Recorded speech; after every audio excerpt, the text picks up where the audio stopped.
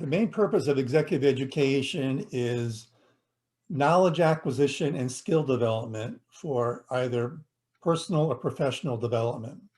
And for personal development, for example, it could be someone who is interested in acquiring a new skill or new knowledge that may be relevant to either personal hobbies or work-related activities or management of one's family and home type of activities.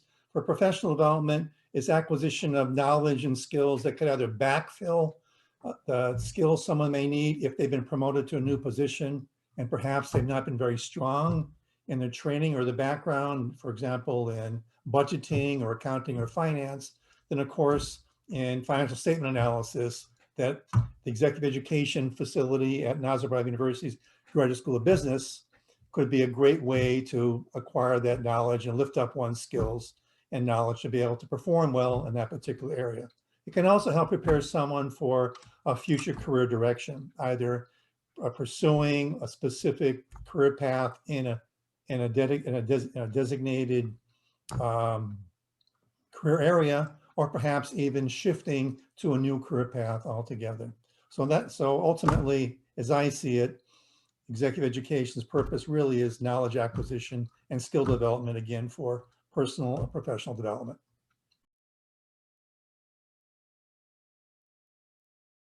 Well, even though we live in the age of COVID, our knowledge resides in the minds and the brains of our employees. It's perhaps our most valuable asset. Sure, we can have machines and computers, artificial intelligence, buildings, tangible assets in that respect, but the human assets, the knowledge that they have, institutional memory that they have is essential for the continuity of our organizations and their performance and functioning across time. So investing in people, in my opinion, really is the best investment a company can make.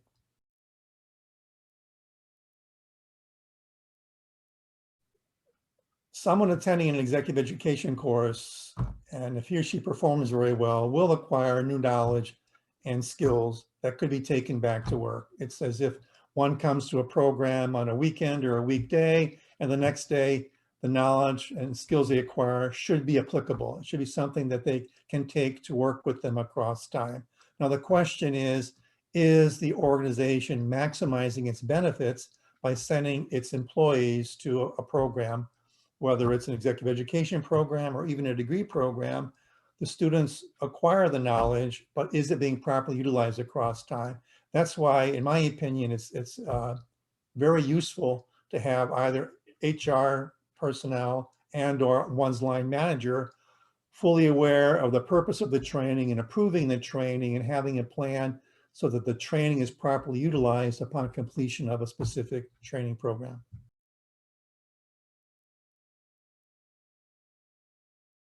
Again, if a company is really seeking to develop a competitive edge, to move ahead and capture more market share or into new markets or capitalize on the ideas, the energy, and the creativity of its employees, then what better way to do that than to invest in its employees in terms of specific executive education programs?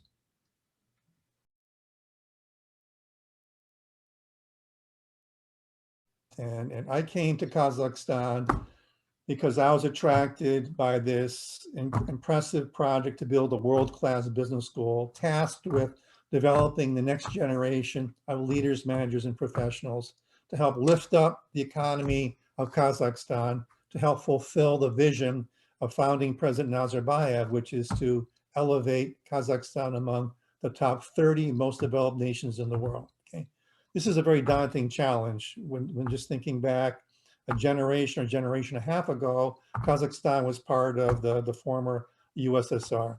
And now through transformation, it's important for the country to move to distance itself from a command and control system to let market forces prevail. And to do that means becoming more competitive.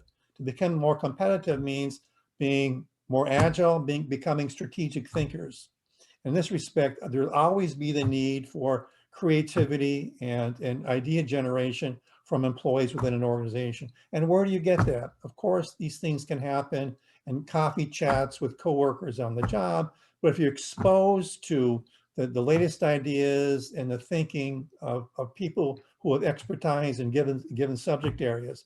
For example, a good colleague and friend, Doron Israeli, will soon be teaching a course in financial statement analysis, and he's a world-class professor, both in terms of his teaching as well as his research. So those who will be attending his program will be getting state-of-the-art thinking and knowledge, as well as awareness of best practices that they can take back to their organizations to help them improve their processes and functional areas so that they can facilitate the transformation of their companies.